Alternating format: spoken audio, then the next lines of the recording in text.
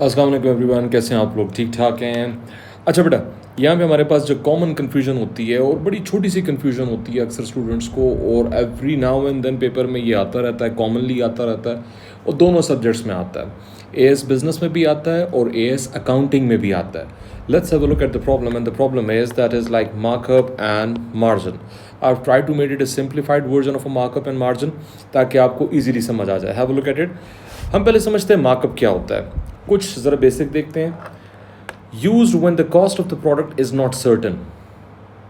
जब आपकी cost variate कर रही हो, फॉर एग्जांपल आपकी कॉस्ट डिफरेंट डिफरेंट जा रही हो, हर एक प्रोडक्ट की कॉस्ट अलग हो दूसरे से, तब हम मार्कअप की स्ट्रैटेजी यूज करते हैं। For example business is using the job production criteria, that is customized products like bakery cakes etc. अब बेटा मुझे कॉमन सेंस की बात बताएं। For example if you are running a bakery, और एक बेकरी में आपके पास जो है there are customized items moving on.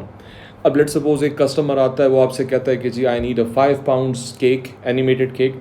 दूसरा आता है, वो कहते हैं जी 10 पाउंड्स एनिमेटेड केक। तो बेटा डेफिनेटली जो 5 पाउंड्स पे कॉस्ट आएगी और जो 10 पाउंड्स पे कॉस्ट आएगी, the cost would be different. इस सिचुएशन में आप हर मर्तबा जो है definitely it would be too difficult कि अगर एक ओनर है बेकरी का और वो हर मर्तबा इंस्ट्रक्शन दे कि जी इस पे इतना प्रॉफिट लगाओ, इस पे इतना प्रॉफिट लगाओ। सो एक यूनिफॉर्म स्ट्रैटेजी वो बना लेता है।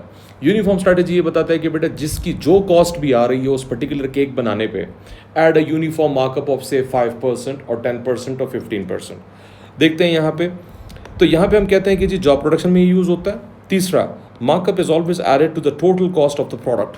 जो प्रोडक्ट की टोटल कॉस्ट होगी, जब आप प्रोडक्ट बन जाएगा, उसके ऊपर आप एक प्रॉफिट का सर्टेन परसेंटेज लगाओगे। Cost is always considered as 100% in the markup, that's a key. जब भी मार्कअप और मार्जिन में आपकी कंफ्यूजन हो रही हो, whenever it's the word markup, markup पे आप जेन में रखिएगा, चाहे कोई भी क्वेश्चन हो, your cost will always be 100%। Cost कभी कम नहीं होगी। Let's have a look eight example. अगर मैं यहाँ पे एग्जांपल देखता हूँ मार्कअप की, तो मार्कअप की एग्जांपल हमारे पास यहाँ पे सिंपल है। Let's have a look at it in depth. जी, मार्कअप आपको क्या कह रहा है एग्जांपल के तौर पे? Business makes a customised cake for a customer incurring a total cost of $200। एक कस्टमर मेरे पास आया, उसने जो टोटल कॉस्ट है उस केक की जो वो बनाना चाह रहा है, वो बेसिकली $200 है। It's the business policy to have a uniform markup of say 15%। तो बेटा मेरे बिजनेस की पॉलिसी ये है कि जो भी कस्टमर आता है, वो जिस भी डिज़ाइन का, जिस भी टाइप का केक चाहता है, मैंने अपने तमाम बेकरी में जो मेरे शेफ्स हैं उनको मैंने कह दिया कि जी आप ऐसा करें कि आपने यूनिफॉर्म मार्कअप चार्ज करना है, चाहे जो जो भी कॉस्ट जिसकी आ रही हो। मैंने यहाँ पे क्या है कि जी यूनिफॉर्म मार्कअप ऑफ 15%। अब ज़रा देखते हैं, let's suppose if I have to apply this markup strategy, कैसे होगा। ठीक है, मैंने अभी आपको कुछ बातें बताई थी कि जब आप मार्कअप कर रहे हो तो you have to consider what, cost 100%। तो अगर मैं सिंपल यहाँ पे पहले फॉर्मूले को ज़रा यहाँ पे लिखता हूँ। For example in case of markup, cost plus markup will give you what, selling price. यही तो उसने पूछा है एग्जामिनर ने। Examiner says that you have to find what, examiner says you have to find selling price. तो अगर मैं देखता हूँ कॉस्ट, मैंने अभी आपको बताया था कुछ देर पहले कि बेटा कॉस्ट को क्या कंसिडर करना है, cost is always considered as 100%। So बेटा मार्कअप फाइंड कर रहा हूँ तो कॉस्ट है यहाँ पे, cost will be 100% plus markup का परसेंटेज कितना गिवन है, that's given as 15%। So markup मेरे पास 15% मार्कअप लग गया। अब कॉमन सेंस से बताइएगा कि जो सेलिंग प्राइस होगी वो कितने परसेंट होगी? Definitely cost plus markup, that will be 115%। Clear? Okay. उसके बाद हम लोग आते हैं, हमने फिगर्स इंसर्ट करते हैं। कॉस्ट मेरे पास कितनी थी? The cost was $200। जी कॉस्ट है मेरे पास $200 प्लस 15%। तो बेटा 200 का 15% if you calculated that gives us $30। So 200 plus 30 gives you selling price. आपकी सेलिंग प्राइस कितनी होगी? $230। दैट इज़ जब कोई कस्टमर आपके पास आएगा और इस कस्टमर को जो आप बिल चार्ज करेंगे, कितनी अमाउंट चार्ज करेंगे? You will be charging $230। That was the story of a markup.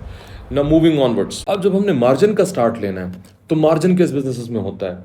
Markup अभी मैंने आपको बताया कि वो बिजनेसेस जो आपकी मोस्टली जॉब प्रोडक्शन पे जाती है, where the cost of the business और the cost of the product being manufactured that is uncertain. Margin कहाँ पे जाता है? Let's have a look at it. Use in the businesses where the selling price is almost stable. ऐसे businesses जब आपकी selling price जहाँ पे आप बहुत ज़्यादा चेंज नहीं कर सकते। कहाँ कहाँ पे? फॉर एग्जाम्पल मैं कहता हूँ आपको कि जी इट्स अ फ्लो प्रोडक्शन, कोई फ्लो प्रोडक्शन इंडस्ट्री है, से आपकी पेप्सी कोको कोला। अब पेप्सी कोको कोला में डेफिनेटली वो सेलिंग प्राइस को तो चेंज नहीं कर सकते, प्लस उनकी जो कॉस्ट है उनको अपनी कॉस्ट का डेफिनेटली पता होता है, ठीक है। वो कोई ऐसी कॉस्ट नहीं है कि जी हर मर्तबा नया कस्टमर आएगा तो कॉस्ट वेरिएट करेगी। पेप्सी कोको कोला की सिचुएशन में आपकी कॉस्ट वेरिएट नहीं करती। कोई भी बिजनेसेस, जब हम कहते हैं कि जी फ्लो प्रोडक्शन वाले बिजनेसेस, तो उनको अपनी कॉस्ट की सर्टेनिटी पता होती है। हाँ, थोड़ी बहुत वेरिएशन आती है, बट जब आपको कॉस्ट सर्टन हो और सेलिंग प्राइस को ज्यादा आप मूव नहीं कर सकते, then you can use the strategy of a margin.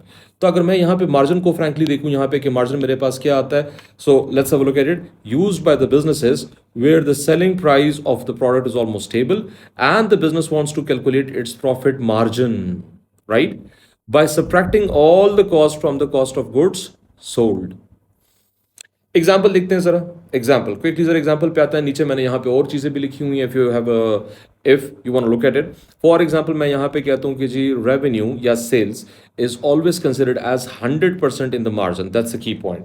Cost में मैंने क्या कहा था, कॉस्ट में मैंने कहा था कि cost will be considered as 100%, sorry not cost, markup. Markup में मैंने क्या कहा था, whenever it's a markup, markup में cost will be considered as 100%। Whenever it's a margin, बेटा मार्जिन में your sales will be considered as 100%। Come on, let's repeat it again. Markup में cost will be considered as 100%, margin में revenue will be considered as 100%, right. अगर मैं यहां पे आता हूं, let's have a look at an example. Business sells it's soft drinks for $230 per unit. अब यहां पे आपको सेलिंग प्राइस दी गई है, कोई भी सॉफ्ट ड्रिंक मैन्युफैक्चरर है वो 230 का बेच रहा है। The business has a profit margin of 15%। Like इस सेलिंग प्राइस के अंदर आपको प्रॉफिट हिडन है। बड़ी सिंपल कैलकुलेशन है, लेट्स कैलकुलेट इट। दो रिक्वायरमेंट्स हैं, number one, find the profit margin and find the cost of goods sold. तो बेटा दोनों चीजें आपने यहां पे करनी है, प्रॉफिट मार्जिन भी निकालना है, कॉस्ट ऑफ गुड्स सोल्ड भी करना है। अब यहां पे हमारे पास जो फॉर्मूला अप्लाई होगा, that will be selling price minus margin, that is profits, equals to cost of goods sold, right? तो बेटा मेरे पास यहाँ पे सेलिंग प्राइस कितनी थी, मैंने अभी आपको बताया है। अगर मार्कअप में मैं कॉस्ट को 100% लेता हूं तो मार्जिन में मैं सेलिंग प्राइस को कितने परसेंट दूंगा, 100%, माइनस जो आपके यहाँ पे क्वेश्चन में कहा गया है कि how much is the profit margin, margin कितना चार्ज कर रहे हैं आप, 15%। ओके, 100 माइनस 15%, तो बेटा जो आपकी कॉस्ट ऑफ गुड सोल्ड बचेगी वो कितने परसेंट होगी यहाँ पे, दैट विल बी 85%। अब बेटा यहाँ पे कंपैरिजन के लिए I have taken exactly similar figures.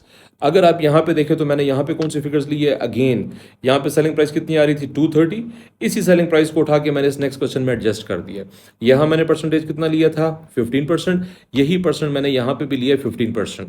सो बेटा दोनों में मैंने सेलिंग प्राइस भी ऑलमोस्ट सेम आ गई और परसेंटेज भी सेम आ गया, लेकिन जो आपका आंसर होगा प्रॉफिट्स का वो डिफरेंट होगा। मार्कअप में हमारे पास प्रॉफिट कितने का था, दैट वाज अ $30 प्रॉफिट। जब हम मार्जिन में आएंगे बेटा तो मार्जिन में मेरे पास प्रॉफिट कितना होगा अभी देखते हैं जी, लेट्स कैलकुलेट इट। आपके पास सेलिंग प्राइस कितनी थी, यहाँ पे सेलिंग प्राइस वाज $230। $230 में से आप फिर माइनस करें, क्या माइनस करेंगे आप, $230 में से आप यहाँ पे 15% निकालेंगे। बेटा $230 आपके पास यहाँ पे सेलिंग प्राइस है, इसके अंदर आपका प्रॉफिट छुपा हुआ है, कितना प्रॉफिट छुपा हुआ है, दैट इज लाइक 15%। सो बेटा अगर हम कैलकुलेट करें 230 into 15 divided by 100, that gives you what, that gives you $34.5, right?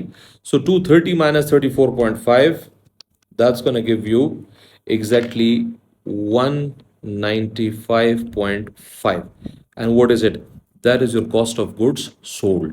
तो बेटा अगर आप यहाँ पे परसेंटेजेस को देखें, मैंने सिमिलर परसेंटेज यूज किया, लेकिन अगर यहाँ पे मैं देखूँ तो यहाँ पे मेरा प्रॉफिट कितना है, दैट इज लाइक $30 इस जगह पे, और अगर मैं यहाँ पे अपना प्रॉफिट देखूँ तो यहाँ पे कितना है 34.5। तो बेटा यही हमने सेम परसेंटेजेस यूज किए, मार्कअप में भी मार्जिन में भी सेलिंग प्राइसेस हमने ऑलमोस्ट सेम ही रखी हैं, येट चूंकि मार्कअप कॉस्ट पे लगता है इसलिए मार्कअप का परसेंटेज डिफरेंट होगा, और मार्कअप में cost will be considered as 100%। Margin चूंकि सेलिंग प्राइस का एक हिस्सा होता है अपनी कॉस्ट ऑफ गुड्स सोल्ड निकालने के लिए, तो मार्जिन में selling price will be considered as what, always and always 100%।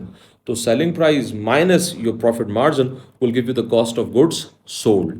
तो बेटा ये दो डिफरेंट अप्रोचेस हैं। आई होप कि आपको समझ आ गई होगी। इंशाल्लाह नेक्स्ट वीडियो में we will be practising some further questions, exam style questions जो आप केस स्टडी से होंगे वो हम निकालेंगे और उसके ऊपर हम अप्लाई करेंगे। But that was the initial basic और the concept clearance between the markup and the margin. Thank you.